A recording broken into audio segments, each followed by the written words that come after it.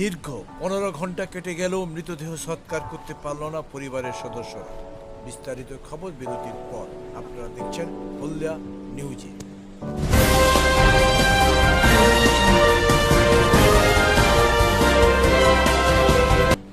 মৃত্যুর বেশ কয়েক ঘন্টা কেটে গেলেও মৃতদেহ সৎকার করতে পারল না পরিবারের সদস্যরা। কারণ প্রতিবেশী থেকে প্রশাসন সবাই একই ধারণা, করোনাতে মারা যাওয়া।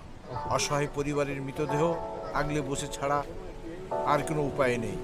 এমনই মর্মান্তিক দৃশ্য দেখা গেল পূর্ব মেদিনীপুর মহিষাতল গেওয়াখালীতে। পরিবারের অভিযোগ, প্রদীপ দাস বয়স 70, কয়েকদিন ধরে কাঁপুনি দিয়ে জ্বর, মাঝে মাঝে বমি করত। ডাক্তার দেখানোর পর ডাক্তার ম্যালেরিয়া ও করোনা টেস্ট করতে বলেন। সেই মতো পরিবারের টেস্ট ও করায় ম্যালেরিয়া রিপোর্ট বৃহস্পতিবার, করোনা রিপোর্ট শনিবার আসার কথা। কিন্তু তার আগেই বৃহস্পতিবার ভোর রাতে ওই বৃদ্ধ মারা যায়। এরপর শুরু হয় আসল নাটক। পরিবারের অভিযোগ, মৃত্যুর প্রায় গেলেও এখনো সৎকার করতে পারছে না। ফোনের পর ফোন করছে জনপ্রতিনিধি থেকে মহিষাতল ব্লকের বিডিও, এমনকি মহিষাতল থানার ওসিকেও ফোন করছে, কিন্তু কাজের কাজ কিছুই হয়নি। পরিবারের আরও মারাত্মক অভিযোগ, মহিষাতল থানার ওসিকে ফোন করা হলে তিনি নাকি কিছুই করতে পারবেন না বলে জানিয়ে দিয়েছেন। তাহলে কি করোনা শিখিয়ে গেল কেউ কারোর জন্য নয়? প্রশাসন যদি মুখ ফিরিয়ে নেয় তাহলে সাধারণ মানুষ কোথায় যাবে? আপনারা দেখছেন হলদিয়া নিউজে।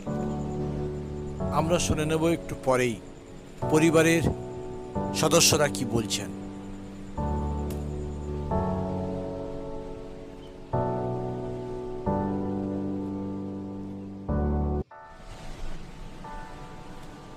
আমি আর চাপাইতে পারবো না।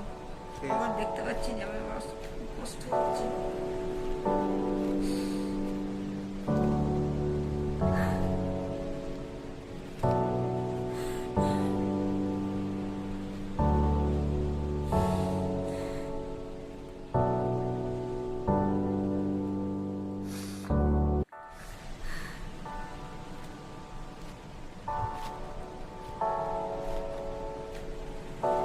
ওনার 4 দিন ধরে জ্বর হয়েছিল। এবার এখানে যেহেতু করোনা পেশেন্টটা একজন মারা গেছে, তার জন্যই এখানে সবাই বলছে ওনার করোনা হয়েছে। তার জন্য আমরা কালকে টেস্ট করতে নিয়ে গেছিলাম। তার আগে ডাক্তার আমাদেরকে বলেছে এটা করোনা নয়, এটা ম্যালেরিয়া জ্বর। তাও আমরা ডাক্তারের কাছে সেটা লিখে নিয়ে ম্যালেরিয়া টেস্ট করেছি, আর করোনাও টেস্ট করেছি। এবার করোনা টেস্টের রিপোর্টটা শনিবার আসবে, আর ম্যালেরিয়া টেস্টের রিপোর্টটা আজকের আসবে। এবার আর হঠাৎ কালকে রাত্রিবেলা হঠাৎ উনি পড়ে গেছিলেন। পড়ে যাওয়ার সঙ্গে সঙ্গে এবার আমরা ওকে তুলে বিছানায় বসিয়ে দিয়েছি। তারপরে হঠাৎ রাত্রে জ্বর এলো। তারপরে জ্বর আসতে উনি জ্বরটা কমেও গেল।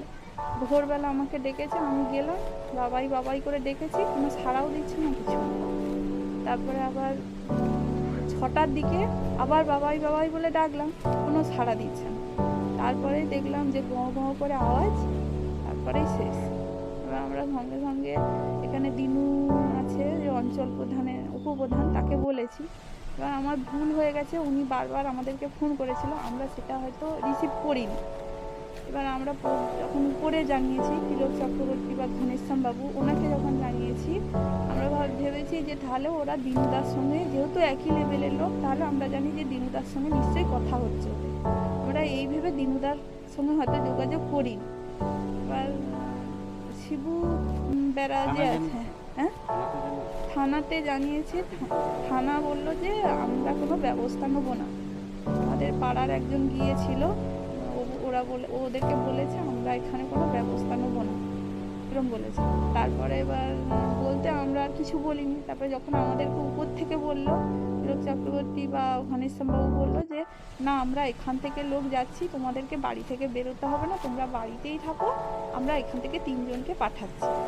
আমরা সেই মতন বসে আছি, আমরা বেরোয়ও নি, বাড়ি থেকে জানি কারোর সঙ্গে কথা বললে যদি কিছু সমস্যা হয়, কেউ যদি সাইডে হয়ে যায়, তার জন্যই আমরা বেরোই। এবার আমরা ঘরেই আছি, বাড়িতেই আছি। তারপরে হঠাৎ এক্ষুনি ফোন এলো, আমরা শিবু পরিবারকে আবার ফোন করলাম, ফোন করতে বললো যে আমরা তো বসে নিই, আমরা অনেক চেষ্টা করছি, আমরা 150 জনকে বলছি, কিন্তু 150 জনের কেউ একটা রেসপন্স করছে না, কেউ একটা উত্তর দিচ্ছে না কিছু না। তখন আমি বলছি তাহলে কাকু তাহলে কি কোনো কাজই হবে না, কোনো কাজটাই কি হবে না? ও বলছে হ্যাঁ হবে। বলছি কত সময় হলো এখনো পর্যন্ত কিছু কাজ হচ্ছে না? 6টা থেকে 6:30টার সময় মারা গেছে। 6:30 কত ঘন্টা কাটলো এখনো কিছু? কিছু হচ্ছিল না। তারপরে এই সামান্য কিছুক্ষণ আগে আমাদেরকে ফোন করে বললো যে আমরা 8 ঘন্টার মধ্যেই যাচ্ছি। পাড়ার লোক বলছে বলতে পাড়ার লোকের সঙ্গে আমরা কিছু কথা বলি।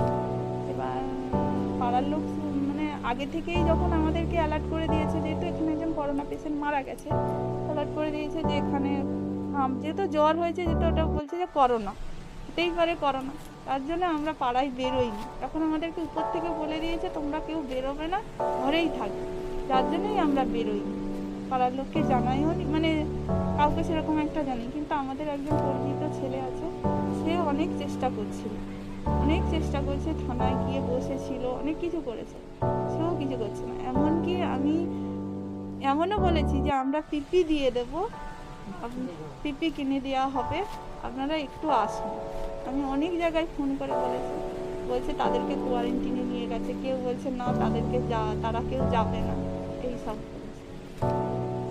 সুজাতা দাস।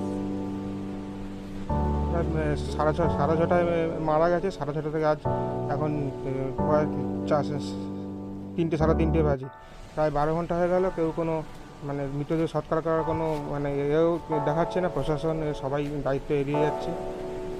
এবার আমরা কী করবো এখন? কোথায় কোথায় জানিয়েছি? ওই বিডিও অফিসে জানানো হয়েছে, অঞ্চলে জানানো হয়েছে, থানায় জানানো হয়েছে, মহিষল ওসিকেও পর্যন্ত জানানো হয়েছে, ওসিও বলছে কিছু করতে পারবে না।